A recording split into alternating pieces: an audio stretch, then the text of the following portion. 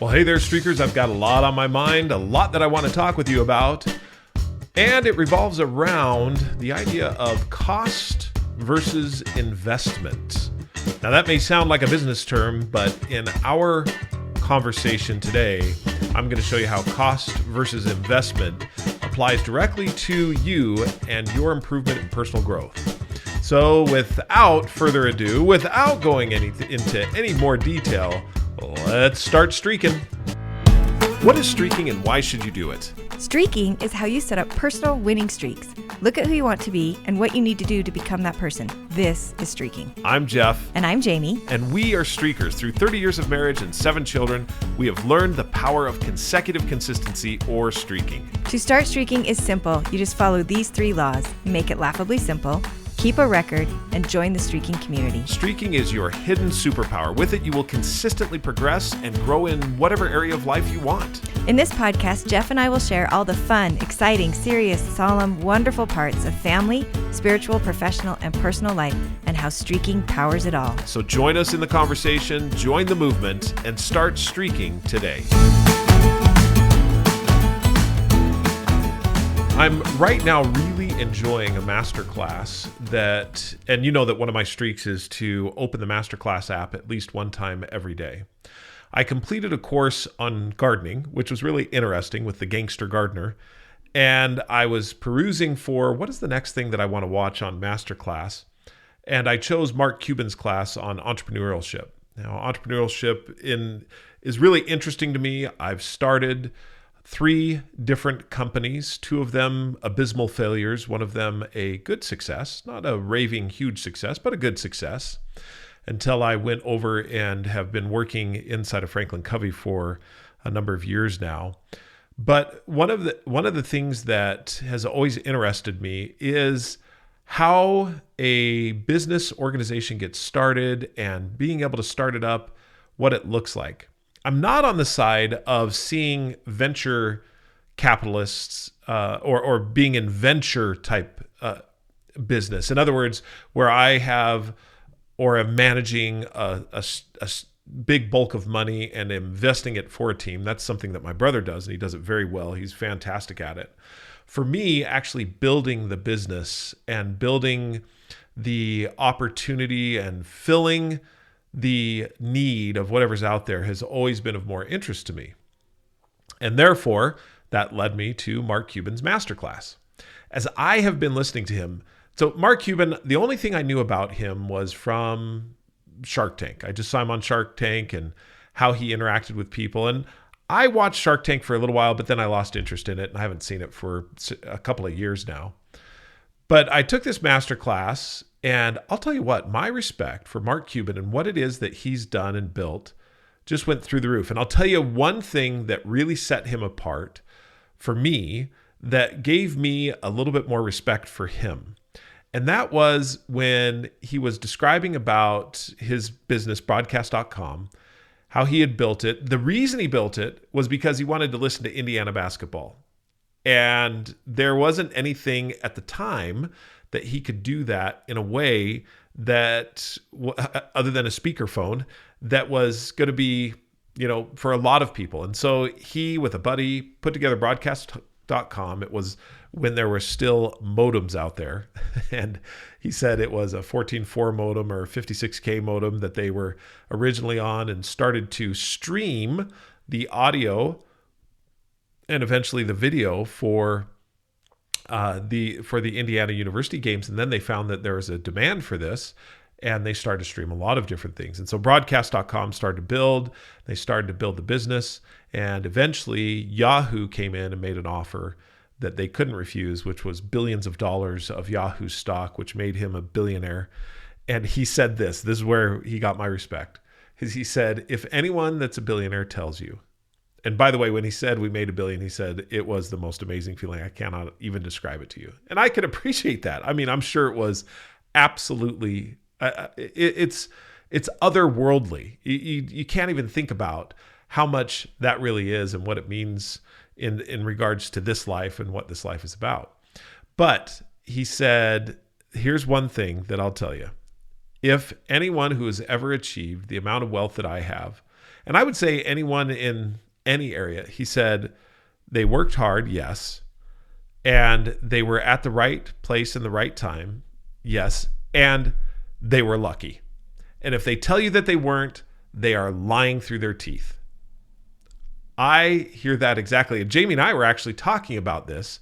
And by the way, Jamie isn't with me today because we just welcomed, or we didn't welcome, we're welcoming, our daughter welcomed in our third grandchild, and we're excited to have him. So Jamie's not with me. She's tending to all the needs of new moms, and she's fantastic at it.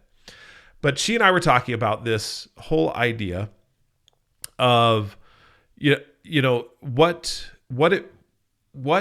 and I was telling her about Mark Cuban and this lucky, and we were talking about the idea of being in the right place at the right time. And that I've talked before on the Streaking podcast, and you know this, about the great convergence.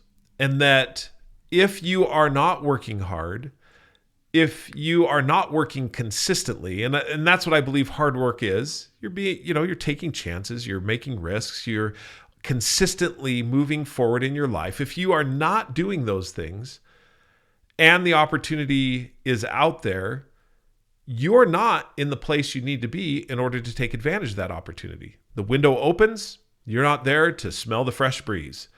The door opens, you're not there to walk through it because you haven't been doing the work. So why not increase the chances that you're going to be there by streaking, by doing those things that you want to do on a daily basis? Daily, weekly, monthly. In other words, you're consistent at it.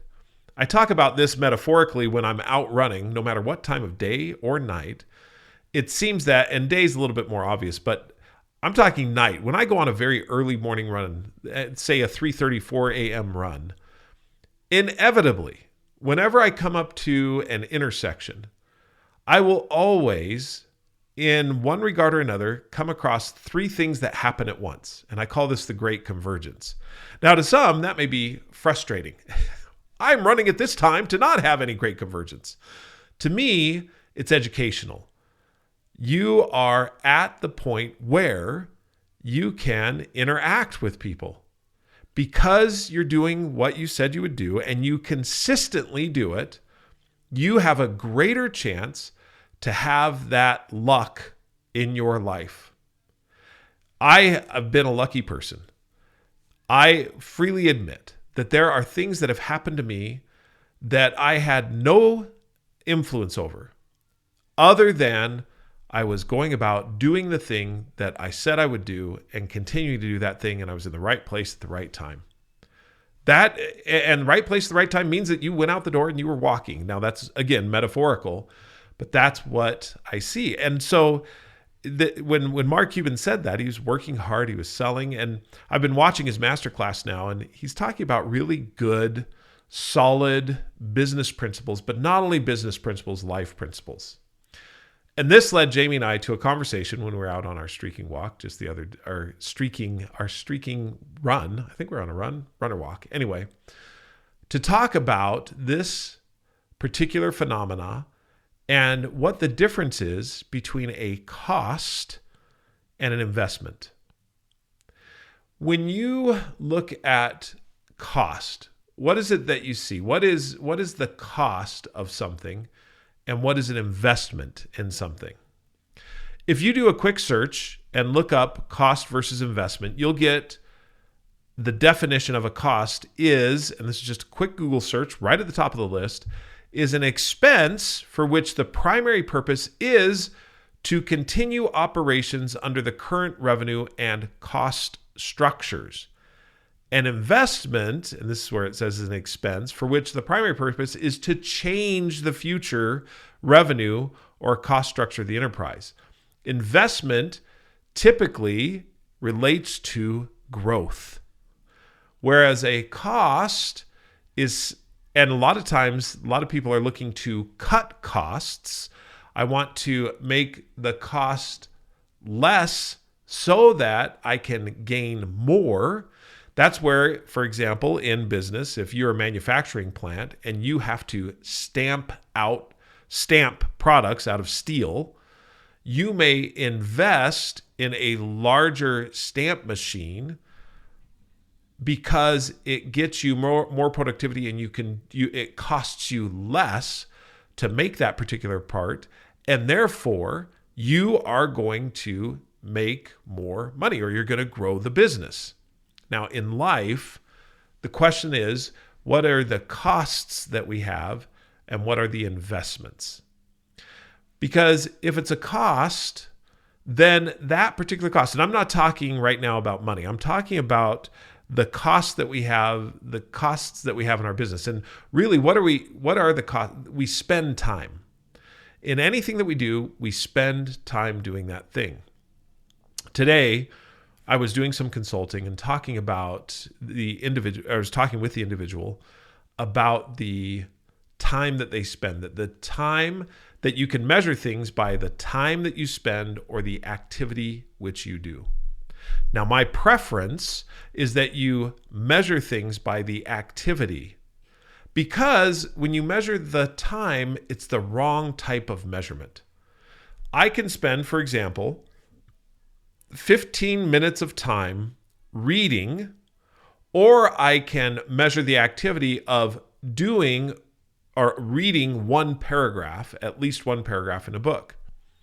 Now, which one sounds better right out of the chute? 15 minutes of time. That sounds better, doesn't it? Because I'm going to spend that time, 15 minutes reading. Well, the 15 minutes, I can open up the book and spend 15 minutes and read a sentence, because I let my mind wander. I let it go all over the place, and hey, I got 15 minutes in. That's one of the things that I look at as far as all the ways that any of the readers are set up. And when I talk about the readers, like books on Apple or the Kindle, if they say you have a streak, they're measuring it via time.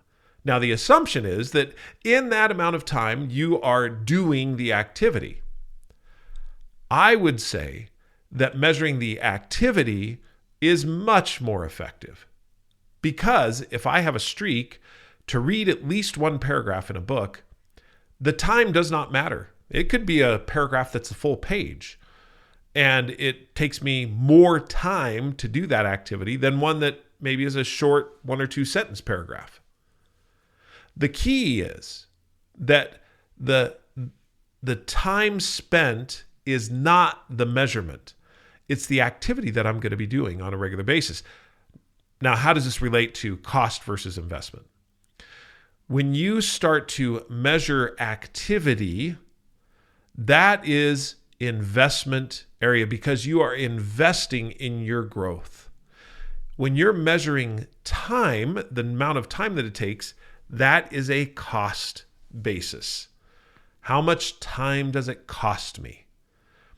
And it has a very significant impact on your psyche. When you are measuring time, you start to focus on how much time things take, rather than measuring activity and what I need to do or what I need to get done. That's the activity, which is why all of my streaks are set up activity-based. They are not time-based. And one of the things that I would recommend is that you do this. Look at any streak that you have and ask yourself, if it's a time-based streak, what's the activity I'm trying to accomplish, and measure by that.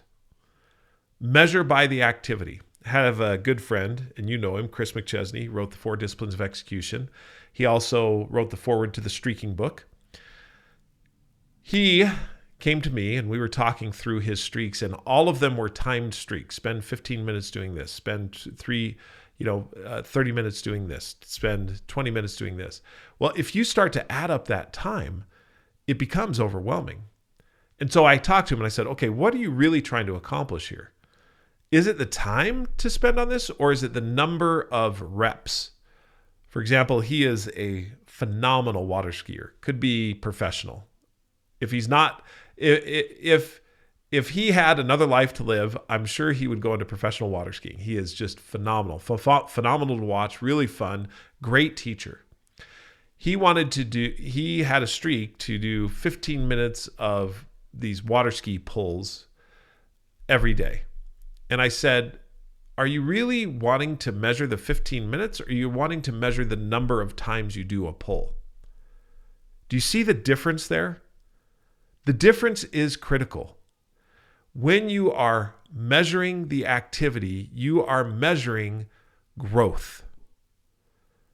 So change all of your streaks from timed streaks, if you have any, to activity streaks, because, and now let's get into the broader implications. When I started streaking, I happened onto a couple of these things by accident. For example, run or walk at least 1 mile every day. Jamie and I happened onto that by accident. What I mean is that we measured the activity of walking or running a mile, not how long does it take, go out and walk for 20 minutes. That set everything in motion to get to the place where we would measure the activity of reading rather than the minutes read. I said I'm going to get to the overall broad, more implication of cost versus investment, which I am, I promise. Re-emphasizing this idea of time versus activity is an important one. Now, the overall implication. Each time that you look at your life in any aspect of whatever you're doing in your life, investing in activity always means growth. You never stagnate. You never come to this place where I don't want to spend the time anymore. And isn't that interesting how you use that? Spend the time. Do the activity versus spend the time.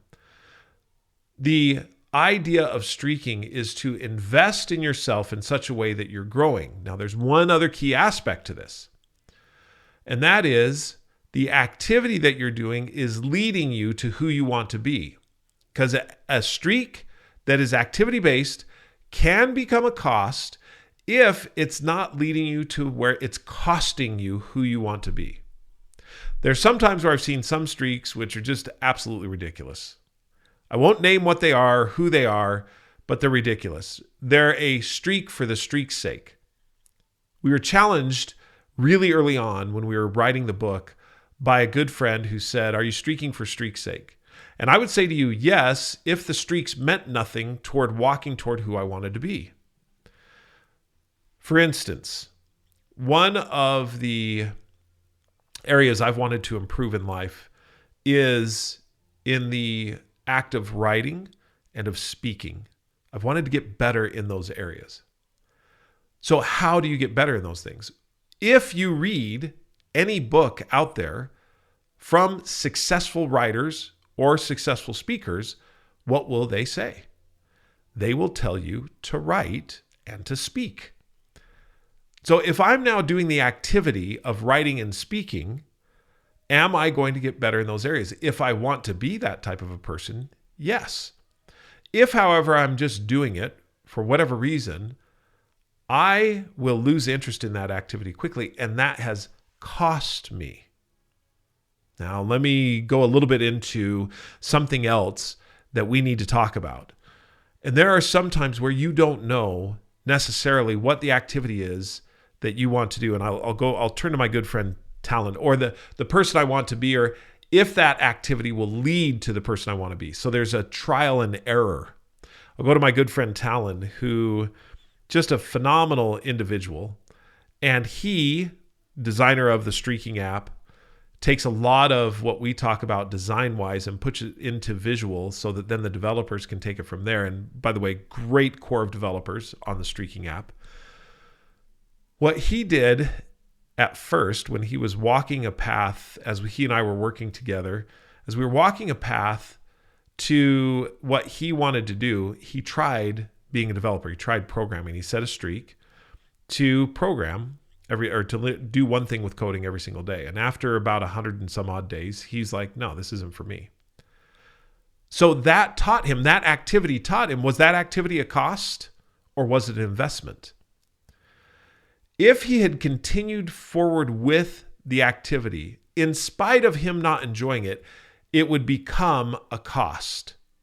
But because he chose to learn from it, retire the streak, and aim in a different direction, it was an investment in his growth, because now what that did for him is introduce him into the whole world of user interface design.